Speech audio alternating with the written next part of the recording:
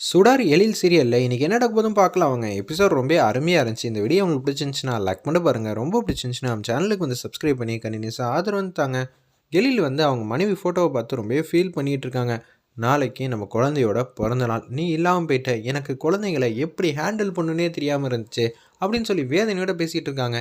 ஏமா என்னை விட்டுட்டு தனியாக வந்து போயிட்ட, எனக்கு என்ன சொல்கிறேனே தெரில, டிசிப்ளினாக நடந்துக்கணும்னு எல்லாத்தையும் நீ தான் பார்த்துக்கிட்டு இருந்த, நீ இல்லாதனால குழந்தைங்க எதை நோக்கி போகிறாங்கன்னு என்னால் புரிஞ்சிக்க முடியல.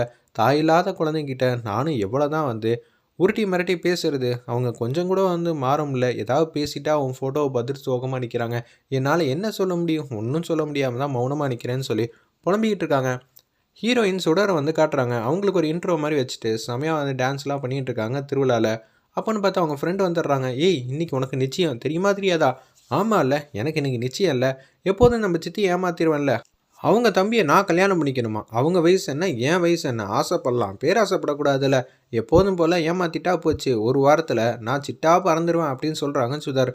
என்ன சொல்கிற, எப்படி நீ பறப்ப, விசா வந்துருச்சு, பாஸ்போர்ட் இருக்குது, ஆல்ரெடி வந்து ஒர்க்கிங் விசா எல்லாமே கிடச்சதுனால ஈஸியாக வந்து பறந்துட வேண்டியது தான். இந்த ஒரு வாரம் மட்டும் அவங்களெல்லாம் எப்போதும் போல் ஏமாற்றிட்டு அச்சோ அடிச்சிட்டு என்னால் முடியல அப்படி இப்படின்னு சொல்லி பர்ஃபார்ம் பண்ணிட்டேன்னு வச்சுக்கேன், அவங்கள ஏமாற்றிடுவேங்கிற மாதிரி யோசிச்சுட்டு இருக்காங்க. அந்த இடத்துல நம்ம ஹீரோயின் சுடர் வீட்டுக்கு வராங்க. அவங்க சித்தி வந்து இருக்காங்க.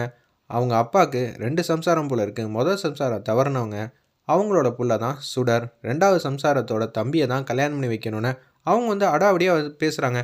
என்ன நினச்சிட்டு இருக்க, எங்கே போய் ஆட்டம் போட்டுட்டு வந்த அப்படின்னு சொல்லி நேரில் பார்த்த மாதிரி பேசுகிறாங்க. அந்த இடத்துல அவங்க சித்தி அப்பான்னு பார்த்து, ஏம்மா அப்படி பண்ணுறேன்னு சொல்லி சுடரோட அப்பா வந்து பேசிகிட்டு இருக்காங்க.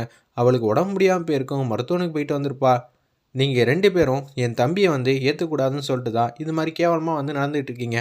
அவன் என்ன வேலை வெட்டிக்கு போகாமல் ஊரையா சுற்றிக்கிட்டு இருக்கான், கை நிறையா சம்பாரிச்சிக்கிட்டு இருக்கான், அது போதாதா, அதுவும் இல்லாமல் இன்ஸ்பெக்டராக வேற இருக்காங்கிற மாதிரி பேசிகிட்டு இருக்காங்க. தேவையில்லாமல் இன்னொரு வாட்டி வந்து பேசுகிற வேலை வச்சுக்காத, இன்றைக்கி நிச்சயதார்த்தம் நடந்தே ஆகணும்னு சொல்லி சுடரை வந்து கை நீட்டி அடிச்சிடுறாங்க. ஒன்று அவங்க தம்பி வந்து கடுப்பாயிடுறாங்க. வேலுங்கிற மாதிரி கேரக்டரில் வந்து வராங்க. யார் வராங்கன்னு பார்த்தீங்கன்னா, மார்க் சீரியலில் மூத்த பையன் ராஜாவாக இருந்தாங்களே, அவங்க தான் போலீஸ் அதிகாரியாக வந்து வராங்க. அவங்க தான் சுடரை வந்து கல்யாணம் பண்ணிக்கிறப்ப மாப்பிள்ளை மாதிரி வந்துக்கிட்டு இருக்காங்க. அக்கா, தேவையில்லாமல் பெர்ஃபார்ம் பண்ணுற வேலையெல்லாம் வச்சுக்காத, இது ஏன் சீனு சரியா, நீ எதுக்கு சுடரை தேவையில்லாமல் கை நீட்டி அடிக்கிற, என் செல்லத்துக்கு வந்து வலிக்காதா அப்படின்னு சொல்கிறாங்க. அந்த இடத்துல சுடர், இன்றைக்கி தான் நிச்சயதார்த்தம், எப்படி மாமா இன்றைக்கி நிச்சயதார்த்தம்னு சொல்கிறீங்களே, நான் சொன்னது மட்டும்தான் இங்கே நடக்கணும் சரியா, ஐயர் கூட இங்கே தான் இருக்காங்க, சொடக்கு போடுறாங்க. ஐயர் ஓடி வந்துடுறாங்க. நீங்கள் சொன்னால் எப்போ வேணால் நிச்சயம் வச்சுக்கலாம், எல்லா நேரமும் நல்ல நேரம் தான், மனுஷனாக பார்த்து தானே நல்ல நேரத்தை வந்து உண்டாக்குனது அப்படின்னு சொல்லும்போது அந்த பயம் இருக்கட்டும், பின்ன நான் தான் ஒன்று கிடக்க ஒன்று சொன்னால் உள்ளே போய் எவன் அடி வாங்குவான் அப்படின்னு சொல்லி அந்த ஐயர் வந்து யோசிச்சுட்டு இருக்காங்க. சுடர் வந்து அந்த பட்டுப்புடவை வந்து கட்டிட்டு அப்படியே வந்து உட்காந்துட்டு இருக்காங்க மணமேடைக்கு பக்கத்தில். நிச்சயதார்த்தம் சூப்பராக நடக்கணும், மந்திரம்லாம் சொல்லுங்கள் பார்ப்போம் அப்படின்னு சொல்லும்போது மந்திரம்லாம் சொல்லிட்டு இருக்காங்க. அதுக்கு முன்னாடி மாமா கழுத்தில் மாலை போடுறியா அப்படின்னு சொல்லும்போது மாலையே போடாமல் ரொம்ப வந்து கஷ்டத்தில் இருக்காங்க. மாலையை வந்து சுடர் கையில் கொடுத்து அப்படியே வந்து தான் கழுத்தில் வந்து போட்டுக்கிற மாதிரி அவரே வந்து செட் பண்ணுறாங்க அந்த இடத்துல.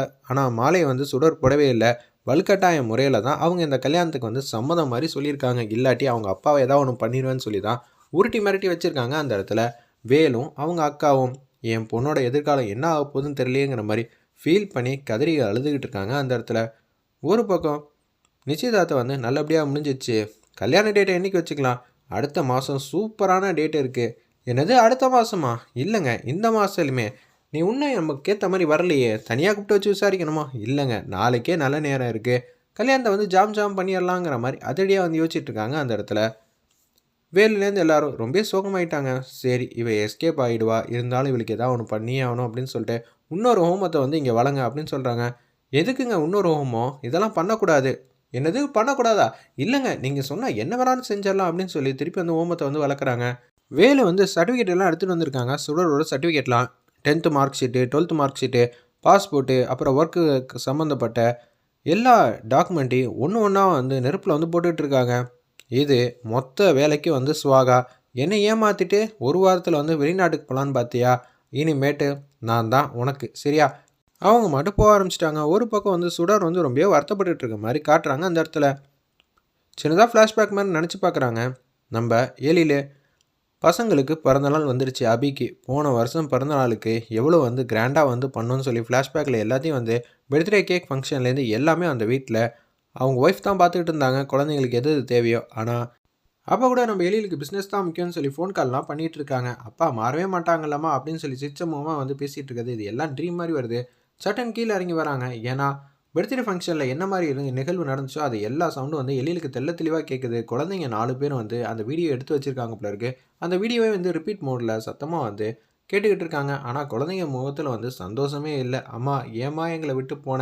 எங்களுக்கு ரொம்பவே கஷ்டமா இருக்கு" அப்படின்னு சொல்லும்போது, எழில் இது எல்லாத்தையும் வந்து கீழ இருந்து கேட்குறாங்க. அவங்க மனசு உடைஞ்சு போயிடுது.